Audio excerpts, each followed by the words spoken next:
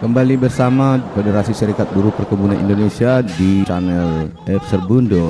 Kali ini kita sudah memasuki alur cerita film Cikomendes bagian ke-9. Nah, seperti pada kisah yang lalu bahwa situasi di hutan karet semakin mencekam karena pihak perusahaan di backup oleh aparatur negara. Nah, kita saksikan kembali kawan-kawan sekalian, dan semoga film ini bermanfaat untuk kita semua sebagai pelajaran pada para aktivis kemanusiaan, khususnya aktivis buruh. Selamat menyaksikan dan jangan lupa like, share, comment, and subscribe ya kawan-kawan sekalian.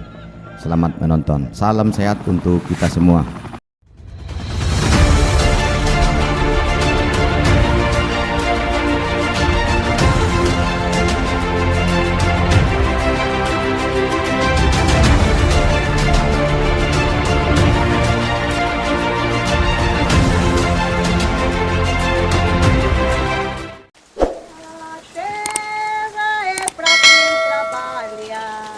Batalya, nos vamos allá.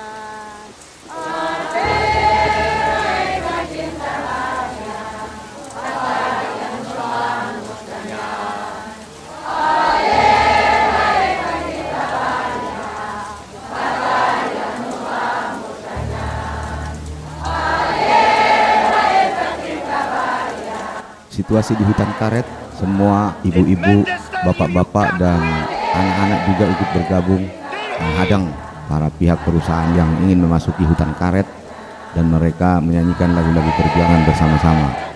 Situasi ini semakin mencekam karena pimpinan delegasi atau pimpinan yang mewakili perusahaan sudah mulai tidak memperlihatkan persahabatan.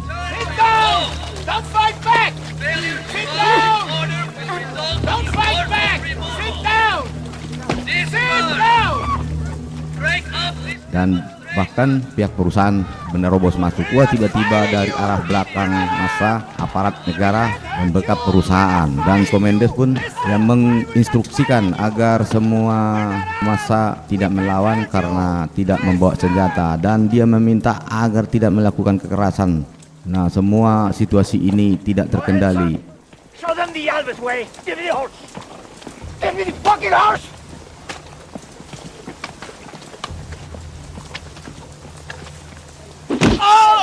Stop that! Leave him!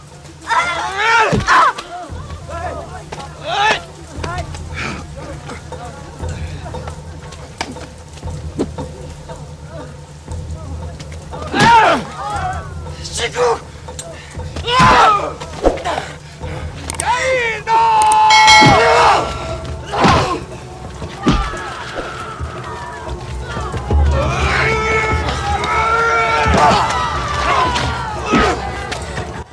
Bahkan para aparat melakukan penganiayaan, membanting dengan opor senapan dan membanting dengan alat pemukul bisbol.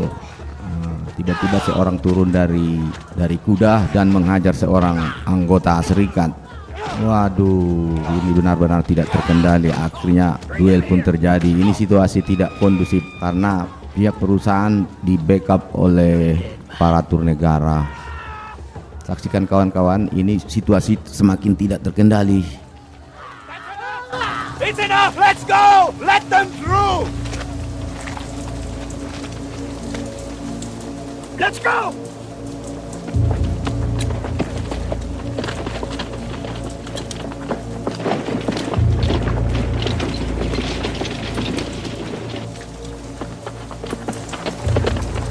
Jair yang menjadi salah satu pengurus serikat tidak bisa menahan diri, akhirnya duel bersama dengan yang mewakili perusahaan, atau bisa juga ini disebut centeng perusahaan. Aduh, situasi tidak terkendali kawan-kawan ya. Terjadi bentrok habis-habisan. Ini tidak seimbang. Massa tidak bersenjata, massa serikat tidak bersenjata, sementara dari pihak perusahaan. Akhirnya Komendes mengisyaratkan agar menghentikan pemblokiran jalan kawan-kawan. Mereka pun pulang dan pengusaha pun berhasil menerobos blokade massa. Dengan rasa bersedih dan dengan rasa yang tidak bisa dilukiskan dengan kata-kata, akhirnya pun mereka pulang ke rumah masing-masing penuh dengan luka-luka. Ada yang dengan muka sangat sedih, kawan-kawan, kesal, apalagi si Jair sepertinya menyimpan rasa dendam. Chico Mendes menggendong anaknya. Tiba-tiba ada letusan dari hutan dari sebelah kiri mereka. Chico Mendes pun menginstruksikan atau meminta kepada semua anggota serikat agar tiarap. Ternyata 2 orang suruhan pengusaha melakukan teror terhadap rombongan Chico Mendes. Aduh, ibu-ibu ini tiba-tiba menjerit histeris. Wah, ternyata cucunya tertembak dan meninggal dunia. Tidak bisa dibayangkan ya kawan-kawan kesedihan dari nenek ini yang ikut berjuang untuk kepentingan cucunya. Rasa kesedihan pun memuncak, sementara centeng pengusaha yang mewakili pengusaha begitu bergembira. Ya, hutan pun akhirnya berhasil ditebang. Di lain kesempatan ternyata Jair telah dibuntuti dan ditembak dari belakang oleh suruhan pengusaha. Pada saat Jair menyadap karet di hutan tempat dia bekerja sehari-hari.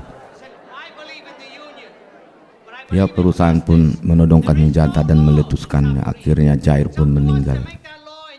2 orang korban pada saat kejadian itu membuat situasi semakin tidak terkendali. Berbagai perselisihan pendapat di antara anggota perserikatan pun bermunculan. Mereka ingin melakukan balas dendam, tetapi Chico Mendes menyerahkan semua keputusan kepada anggota.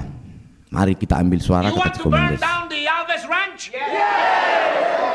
Sementara itu, berita-berita yang sudah beredar di luar Cicoira adalah tentang terjadinya pembunuhan anggota perserikatan.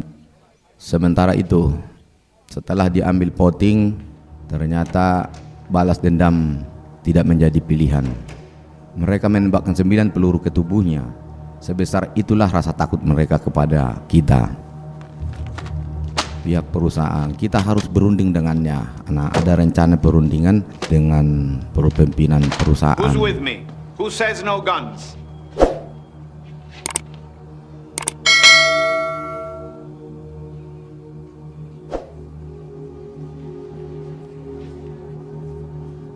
I can't pretend to have all of your trust anymore. So I can't keep saying, trust me, trust me. All I can say is, they're scared. They put 9 bullets in his body. That's how scared they are. This can't go on. We have to negotiate with him.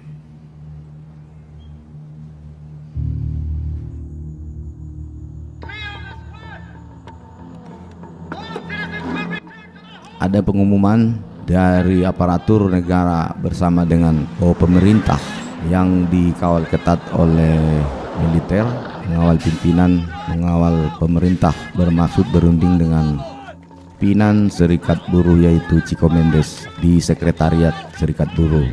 Semua masyarakat yang ada di lokasi pun ya kembali ke rumah masing-masing dan tidak berani keluar rumah karena sudah diinstruksikan apabila ada yang keluar akan ditembak di tempat.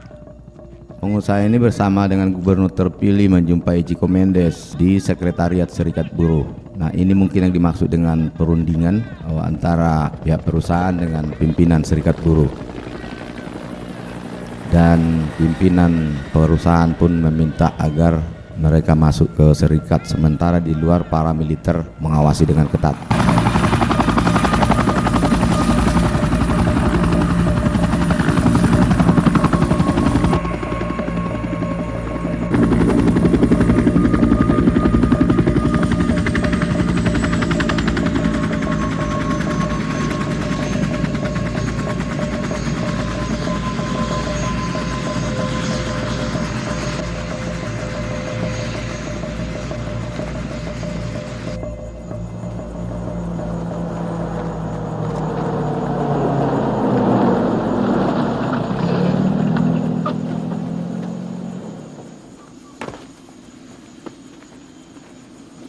How are you, Shiku?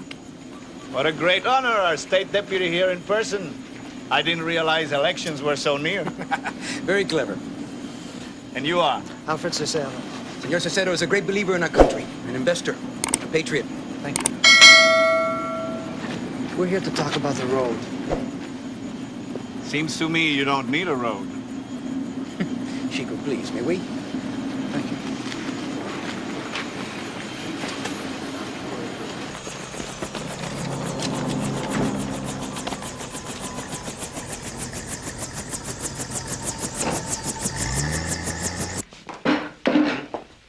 Ya, akhir dari alur cerita film ini belum berakhir ya kawan-kawan sekalian. Perundingan pun terjadi dan kita akan melanjutkan nanti pada bagian ke-10 Cikomendes dalam alur cerita film Federasi Serikat Buruh Perkebunan Indonesia.